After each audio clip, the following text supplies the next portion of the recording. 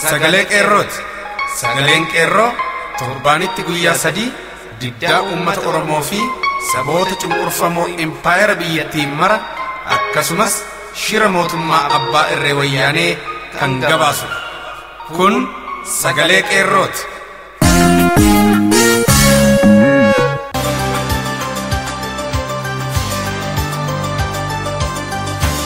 Amajjii 13 bara 2016 nagaan keenya isinaa ga'u kabajamoof jaallatamoo dhaggeeffatoota keenya an ayyaanee kaayyooti. Qophiin keenya sagalee qeerroo as Oromiyaa irraa isiniif darbu kan guyyaa har'aa eegaleera.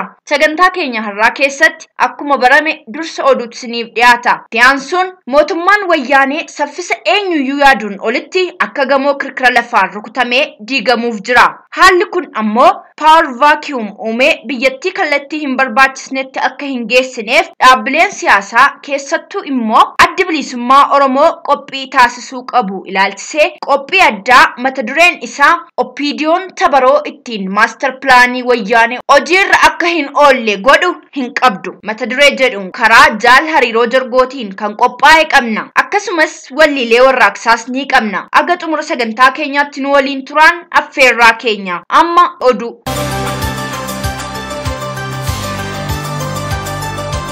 Golee Oromiyaa adda addaa keessatti fincilli xumura garbummaa itti fufee jira. Babal'ooma oduu kanaaf jaal tokkicha murteessaa.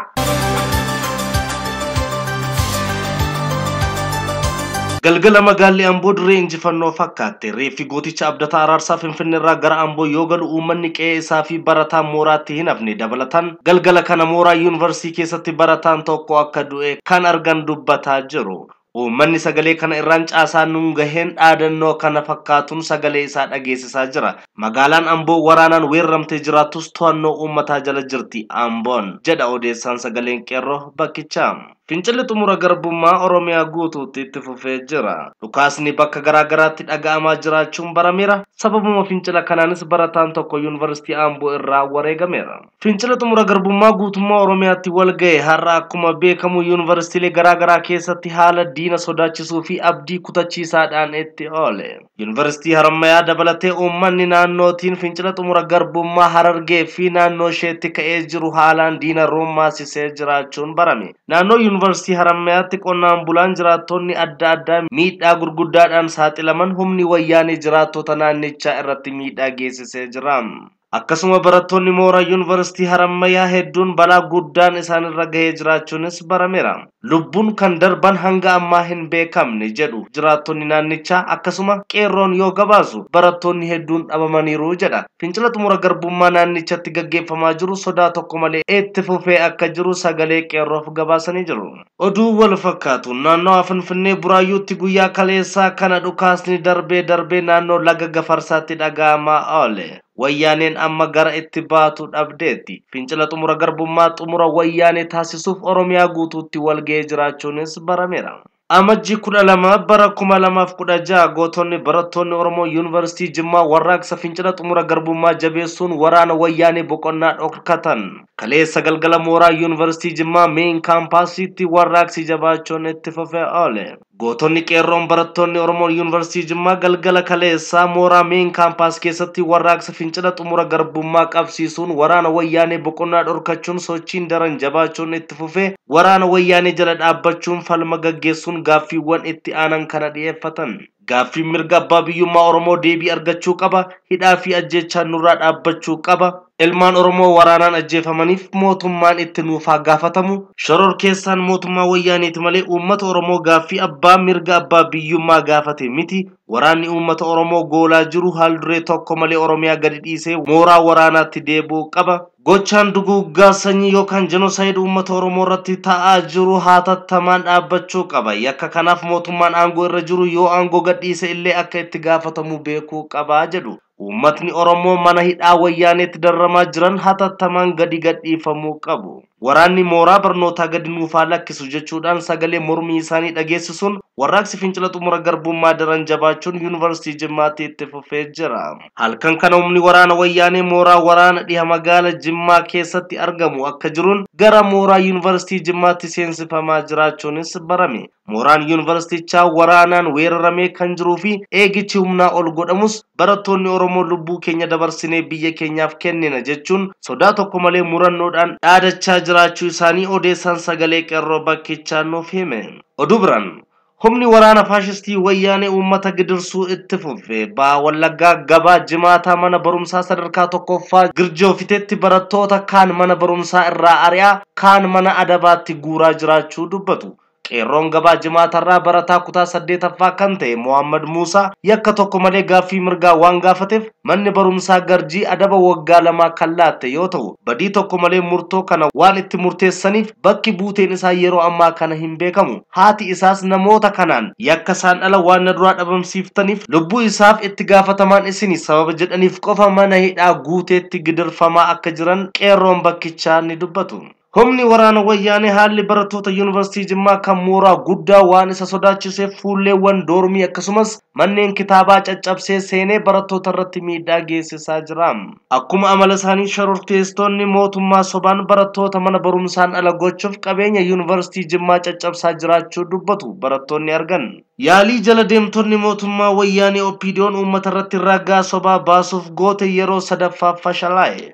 Gamtaan barattootaa qeerroo fi qarree baha Wallaggaa waamaa hagaloo magaala Moxee yakka isaaniin ala namoota himatamanii hanga har'aatti mana murtiitti deddeebi'an akka ragaan sobaa ittiin raggaafamneef yeroo beellamaatti sa'aatii sanatti mana murtii deemuun yeroo sadaffaaf kaleessa ugguranii oolaniiru. Kan beellamaan galame ta'us ammas akka kanaan akka itti fufan kaleessa waadaa walii galaniiru. Sirni gaggeessaa yookaan awwaalchaa sabboonaa Oromoo dargaggoo Abdataa Araarsaa humna waraana wayyaanee loltoota agaaziin goolamaa jira. Amajji 13 bara 2016 guyyaa har'aa sirna gaggeessaa sabboonaa goota Oromoo dargaggoo Abdataa Araarsaa irratti waraanni wayyaanee agaaziin konkolaataa 14 ol kan ramadame yoo ta'u sodaa warraaqsa cimaa fi uummatni fi dargaggoonni Oromoo magaalaa Amboo kaleessa galgala yeroo reeffi gooticha kanaa magaalaa Amboo seenu simannaa fi dhaadannoo warraaqsa guddaan kan simate sodaachuun guyyaa har'aa sirni awwaalcha sabboonaa Oromoo Abdataa Araarsaa yeroo ammaa kanatti waraana agaaziin goolamaa jira. Uummatnis warraaqsa jabeessuun wayyaaneen ilmaan keenya fixaa jiru seeratti dhiyaachuu qaba jechuun tokkummaan kaleessa galgala irraa eegaluun warraaqsa jabeessan. Magaalaan Amboo waraanaan marfamtee haalli gara Amboo jiru yeroo ammaa kanatti haalaan ulfaataa ta'uun hubatamee jira. Gootichi dargaggoo Abdataa Araarsaa amajji 10 bara 2016 mana hidhaa wayyaanee Qiliinxootti wareegame. Sababa sochii warraaqsa fincila diddaa garbummaa bara 2014 gaggeeffameen yakka shororkeessummaan himatame dararamaa kan ture. Mormii maaster pilaanii Finfinnee fi gaaffii mirga abbaa biyyummaa gaggeeffamaa jiru keessatti qooda guddaa qabda jedhamuun ukkaanfamee mana hidhaa wayyaanee Qiliinxoo keessatti darara ulfaataa diinni irraan ga'aa jiruun amajji 10 bara 2016 lubbuun isaa dabarte. Reeffi isaas akka biyya hin galleef ittifamaa kan ture kaleessa galgala wayita naannoo dhaloota isaa magaalaa Ambootti gaggeeffamu uummanni magaalaa Amboo fi dargaggoonni qeerroo magaalaa Amboo fi barattoonni fi hojjettoonni tokkummaan daandii konkolaataa cufuun hiriiranii dhaadannoo Oromiyaan dhiiga ijoollee isheetiin ni bilisoomti jedhu dhageessisuun simannaa guddaa sabboonaa Oromoo jaallatamaa fi kabajamaa saba isaaf falmu Abdataa Araarsaaf gochuun warraaqsi daran jabaachuun itti fufee oole. Humni waraana guddaan gara magaalaa Ambootti guuramaa kan bule yeroo ammaa kana magaalaa Amboo goolaa jiraachuun isaanis barameera. Dhuma irratti Wallagga bahaa aanaan waamaa hagaloo walabummaa ofii labsatte. Guyyaa kaleessaa jiraattonni magaalaa Qassoo barattoota wajjin hiriiruun alaabaa wayyaanee kan gugguban yeroo ta'u har'a barattoonni magaalaa Mooxee hiriira fincila xumura garbummaa adeemsisaa jiru.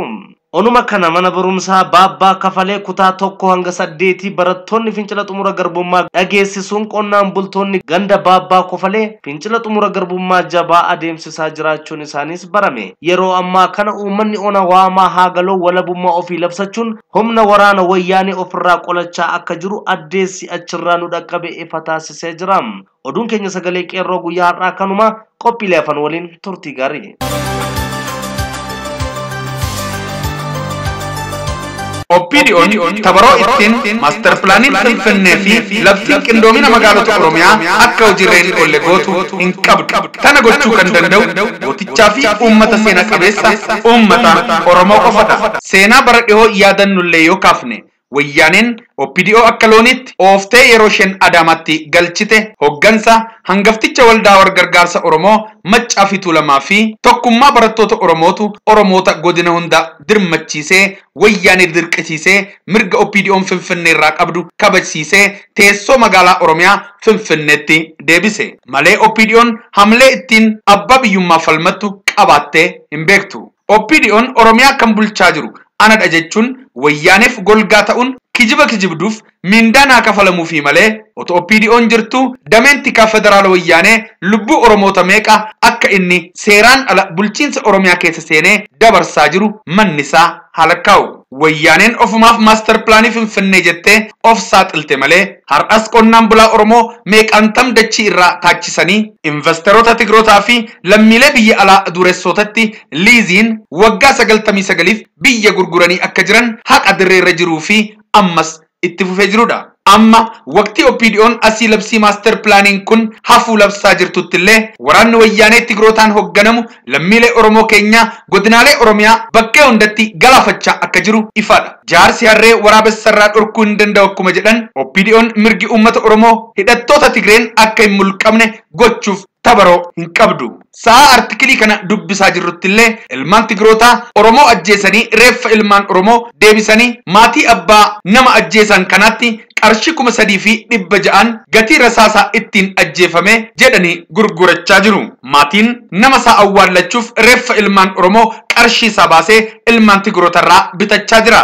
Sanuu otoo hin jaallatiin shororkeessitootadha jedhanii mallatteessisanii yookaan reeffa sana isiniif hin kenninu jedhanii erga qarshii fudhatanii yookaan gurguratanis laayyootti reeffa kana hin laatan. Kana hundaa godhanii reeffa ilmaan Oromoo maatii isaaniitti erga gurguranii boodas akka namootaan hin awwaalamne akka firootaa fi maatiin hin boonyee fi dhoksaan akka awwaallatan dinniinanii mallatteessisaa jiru. Sa'a amma OPDO'n qaanii ishee labsaa jirtu kanattillee lubbuun Oromoo meeqa darbaa jira. Dubartiin qacaleen Oromoo meeqantam waraana wayyaaneen obbolaa haadhaa fi abbaa fuula duratti gudeedamanii lubbuun bahaa jira. Hospitaalota keessaa madoon Oromoo 1000 lakkaa'aman qaama hir'atanii lubbuun bahaa jira.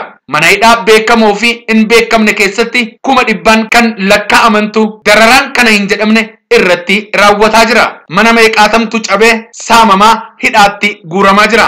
Meeqaatamtu dameeti kan gaadamaa jira. Oromiyaa akka biyya Palestaayinitti Gaazaa fi West Bankitti addaan baasanii biyya garagaraa waliin beekne gochuuf akeekanii maaster pilaaniin baasan kun qofti erga eegalame hanga ammaatti ifatti lubbuu namoota 550 oltu galaafatameera. Kumaatamaan qaamaa hir'iseera. Kuma dhibbootaan hidhaan darareera. Kumootaan biyyaa godaanseera. Miiliyoonota mana barumsaa hanqiseera. Qoor qalbii hir'iseera. Badii kana hin jedhamne geessiseera. Geessisaas jira. OPDO'n maaster pilaaniin kun akka hojiirreen olle guutummaa guututti dhaabsiseera haa jettu malee ammallee maaster pilaanichi hojiirra oolaa jira. Raawwii isaatiifis qarshii ramadame hojjettoonni ramadamanii waajjirri dhaabbatee sadarkaa federaalaatti itti fufee jira. Korporeeshiniin bulchiinsa lafa magaalotaa ijaaramee hoggansi nama TPLF mudamee akka hojjechaa jiru eenyullee haaluu fi Oromoo sobuu hin danda'u. OPDO'n kiraa sassaabdotadha.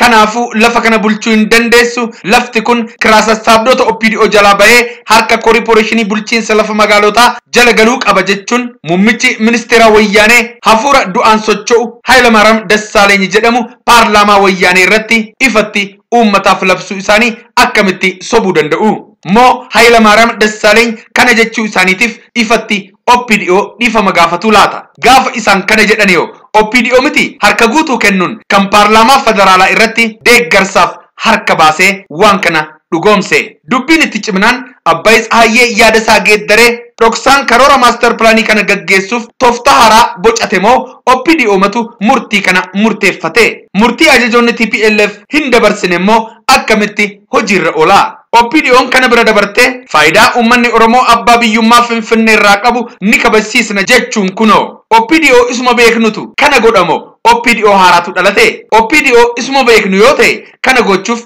hamle isaas hin qabdu. OPDO'n otoo kana gochuu dandeessite ammoo hanga ammaa ruubii jaarraa tokko eessa turte? Hundumaafuu OPDO wanti nuti akka sabaatti dhaamuu fi feenu yakki isin uummata Oromoo irratti hojjettan hangana hangasii hin qabu. Daangaa kan darbedha. Yakkoota keessan ammoo kan dachaan dabalu daguutti yookaan dingata tasa kan ta'e otoo hin taane uummata keessanirra halagaa caalsifattanii uummata keessan sobaa mirgasaa mulqisiistanii halagaan akka malee dhaansistaniittu. Har'a nu sobdan malee sodaa Abbaay Tsahaayyee qabdan. Isin jettan kana Abbaay Tsahaayyee akka tole hin jenne isinis uummanni Oromoos ni beeka. Isin ammoo mirga qabdan hanga eessaatti akka ta'e waan hubattan hin fakkaatu. Otoo taayitaan isin harka jiru dabarsitanii qaama bicuuf laattaniittu. Amma yoo dhugumaan uummata keessanitti araaramuu barbaaddu ta'e keeyyanni 39 akka hojiirra oolu hanga gaafachuu mirga akka qabdan hubachuu fi saba keessan wajjin taatanii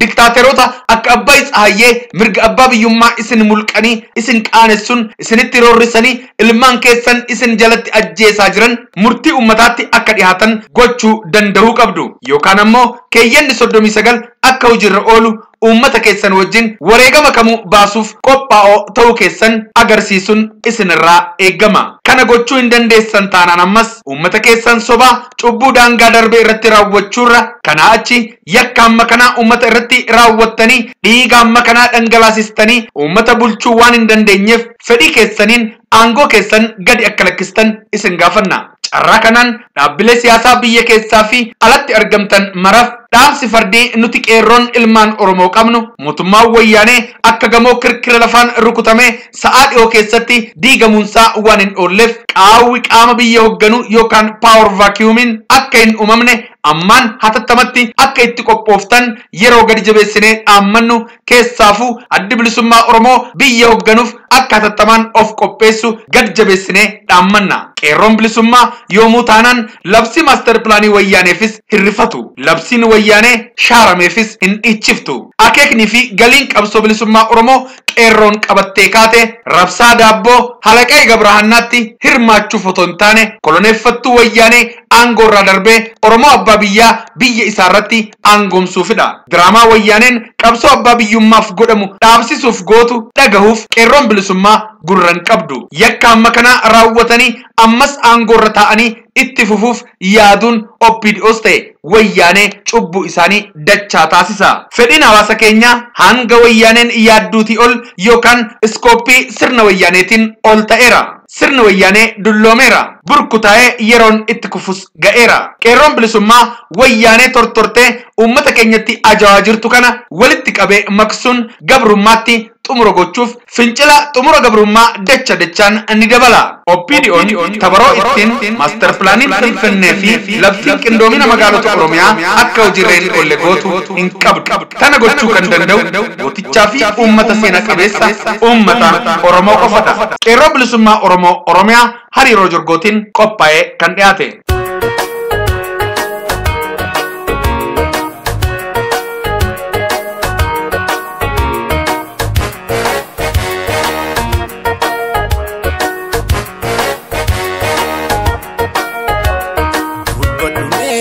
Jala Oromia Inna kan keetu sirra kofle'iya Ballafatu darren baheebiya Imaan kan keetu sirra dhigabuya Gurbadumeena jala Oromia Inna kan keetu sirra kofle'iya Ballafatu darren baheebiya Imaan kan keetu sirra dhigabuya Eenyu na beeke rakko koo eenyu na arge dhiphu koo anaanaya Oromiyaa sodaasee sadiya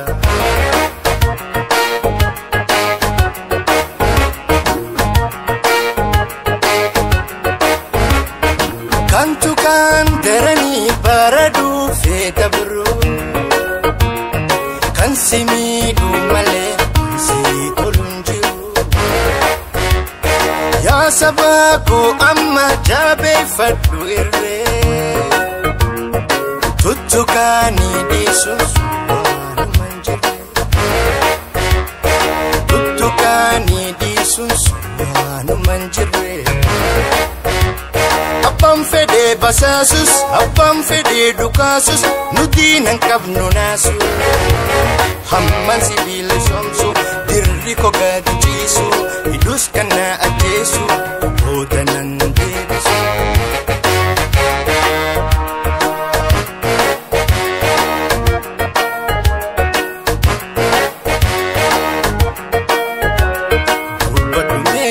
jala oromia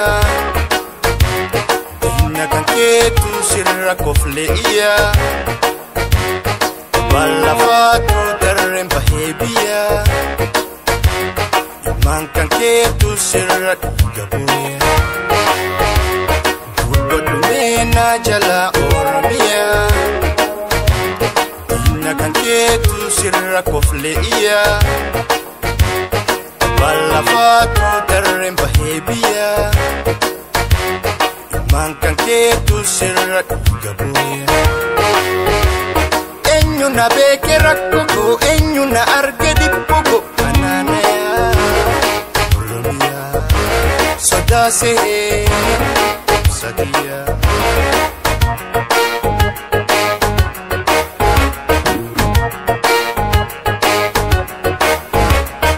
karor fate dufe hidda kan kejiru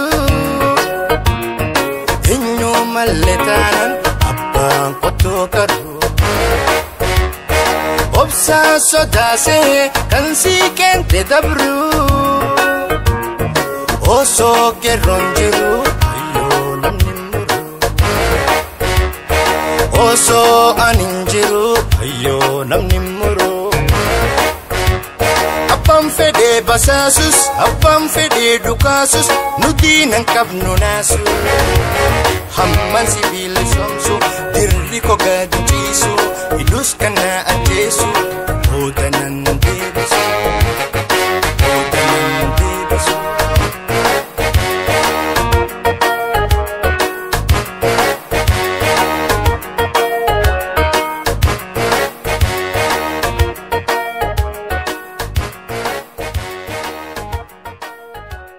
Egaan kabajamtoota dhaggeeffattoota keenya qophiin keenyaarraa kana fakkaata ture waan nu hordoftaniif galanni keenya guddaadha.